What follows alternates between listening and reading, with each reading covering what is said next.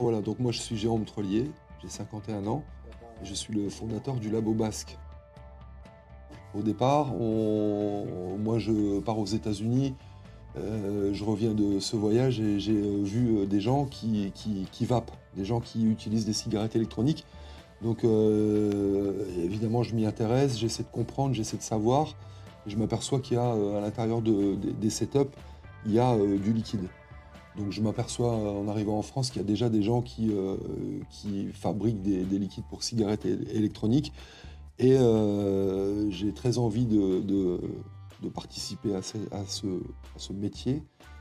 Et en fait, finalement, je contacte une personne qui fabrique déjà et qui me donne la composition et qui me dit que dans ce produit, il y a des arômes. Donc là, ça commence à me parler.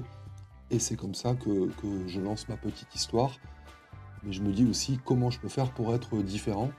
Et finalement, comme on est dans une histoire de goût, je me dis que ça peut être intéressant de fabriquer ces e-liquides et de les mettre dans des fûts et d'entamer un processus qui est identique quasiment au vieillissement du vin.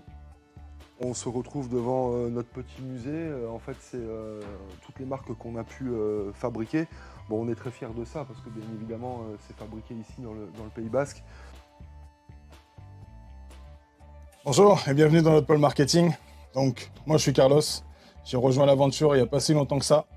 Je m'occupe du marketing. Je vais accompagner Lou dans son travail de graphisme sur tout ce qui est branding. Ça va être de trouver l'identité d'une marque. J'ai la chance d'avoir été cuisinier pendant on va dire quasiment toute ma vie. Donc j'accompagne aussi la marque dans le travail des arômes. J'aime bien donner mon avis parce que je suis un fin gourmet, j'aime les bonnes choses. Et puis voilà, je vais laisser le micro à Lou. Lou qui va vous expliquer ce qu'elle fait et qui elle est. Bonjour, moi c'est Lou, je suis la fille du patron, donc j'ai cette chance et cette malchance, comme on peut dire. Mon boulot ici, enfin mon travail, c'est donc du coup d'accompagner nos marques partenaires pour tout ce qui est création de MDD, pour tout ce qui est création d'univers, parce que quand on crée une gamme, l'image est tout aussi importante que le goût, que ce qu'il y a à l'intérieur de nos bouteilles. Donc accompagner nos clients est une des choses les plus fortes et les plus importantes pour moi.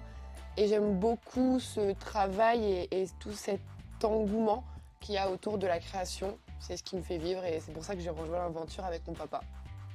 Notre force également, c'est que tout est géré en interne.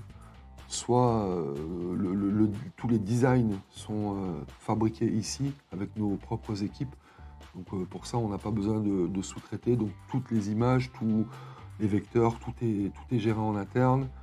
La production est gérée en interne. Enfin, ce qui est intéressant, c'est qu'on essaie de sous-traiter le moins possible pour pouvoir être le plus autonome possible. Ce dont on est très fier également, c'est d'avoir pu créer de l'emploi ici au Pays Basque. Ça, c'était pour nous hyper important.